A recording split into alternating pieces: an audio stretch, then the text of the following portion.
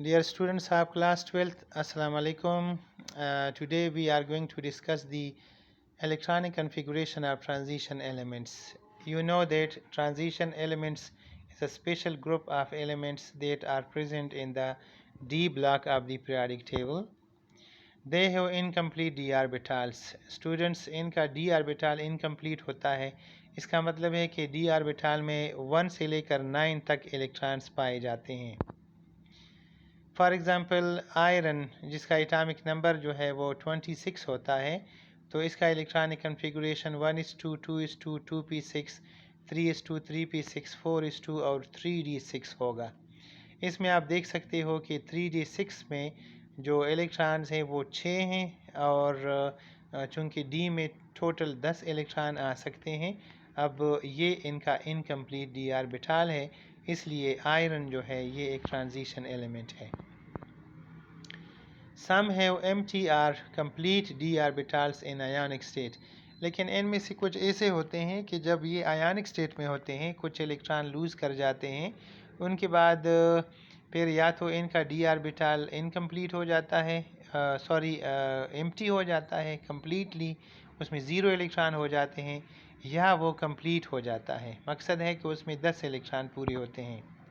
अब for example scandium है, scandium ion जिसके ऊपर +1 चार्ज होता है, इसका इलेक्ट्रॉनिक कन्फिगुरेशन 1:2, 2:2, 2p6, 3:2, 3p6, 4:2 और 3d0 है. यानी इसका जो d1 इलेक्ट्रॉन था वो रिलीज़ हो गया, जिसकी वजह से स्केंडियम आयन बना. अब स्केंडियम आयन का जो d ऑर्बिटल है वो एम्प्टी है. इलेक्ट्रॉन्स में एंटर 3d, 4d और 5d ऑर्बिटल्स. हमारे पीरियोडिक टेबल में जो सीरीज़ हैं इसके मुताबिक 3d सीरीज़, 4d सीरीज़ और 5d सीरीज़ हुआ करते हैं. तो इसका जो d ऑर्बिटल है चाहे 3d हो या 4d या 5d ऑर्बिटल होगा और उसके अंदर इलेक्ट्रॉन प्लेस किए जाएंगे. The electron fill according to Aufbau principle. आप जानते हैं अफबाउ प्रिंसिपल के मुताबिक लोअर एनर्जी ऑर्बिटल्स पहले फिलअप होते हैं और हाई एनर्जी ऑर्बिटल्स उसके बाद फिलअप होते हैं. ये एनर्जी वाइज इनकी फिलिंग होती है. तो इनका भी जो इलेक्ट्रॉनिक कन्फिगुरेशन है वो ऐसा होता है कि वो अफबाउ प्रिंसिपल के मुताबिक चलता है. फॉर एग्ज़ाम्पल मैंगनीज़ है, इसका एटॉमिक नंबर होता है 25. अब इसका इलेक्ट्रॉनिक कन्फिगुरेशन इस तरह से होगा कि 1:2, 2:2, 2p6, 3:2, 3p6, 4:2 एंड 3d5. यहाँ पर आप देख सकते हैं कि 4s ऑर्बिटल पहले आ रहा है और 3d ऑर्बिटल उसके बाद आ रहा है. तो ये भी अकॉर्डिंग टू रूल है जिसका नाम होता है n+l रूल. और इसके मुताबिक जो 4s एनर्जी है वो कम होती है और 3d की जो एनर्जी है वो ज़्यादा होती है. लिहाजा इलेक्ट्रॉन पहले 4s में जाएंगे और उसके बाद 3d में जाएंगे.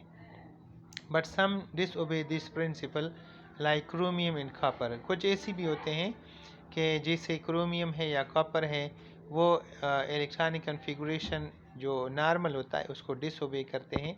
अब फॉर एग्ज़ाम्पल क्रोमियम का एटॉमिक नंबर 24 है, तो इसका electronic configuration 1:2, 2:2, 2p6, 3:2, 3p6, 4:1 and 3d5 है. मकसद है कि इसका जो 4s ऑर्बिटल है उसमें 2 की बजाय 1 इलेक्ट्रॉन है और इसका जो d ऑर्बिटल है उसमें 4 की जगह 5 इलेक्ट्रॉन्स पाए जाते हैं. और ये भी इस वजह से है क्योंकि d5 सिस्टम जो है ना वो मोस्ट स्टेबल होता है. ठीक है. This is because the half filled and complete filled D orbitals are more stable. इसका रीज़न ये होता है कि अगर डी ऑर्बिटल कंप्लीट हो या हाफ फिल्ड हो तो वो बहुत ज़्यादा स्टेबल होता है. इसलिए कॉपर और क्रोमियम का जो इलेक्ट्रॉनिक कन्फिगुरेशन है या तो d5 होता है और या d10 होता है. क्रोमियम का d5 होता है और कॉपर का d10 होता है. अब आइए एक टेबल पढ़ते हैं और इस टेबल के अंदर स्केंडियम से लेकर जिंक तक इलेक्ट्रॉनिक कन्फिगुरेशन जो है ना दिखाया गया है.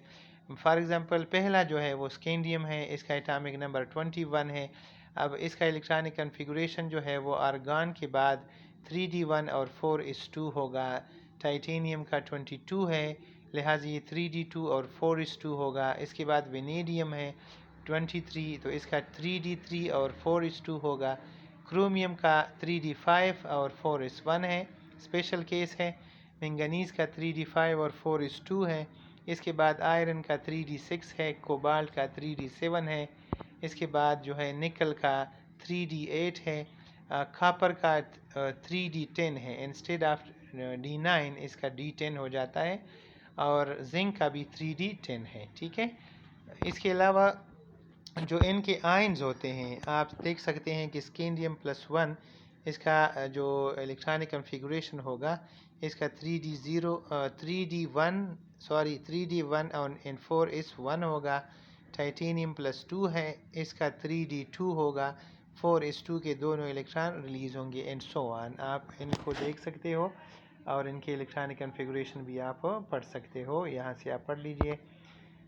तो ये था आज का लेक्चर जो इलेक्ट्रॉनिक कन्फिगरेशन के बारे में है। Thank you very much for watching this video. अल्लाह हाफिज़।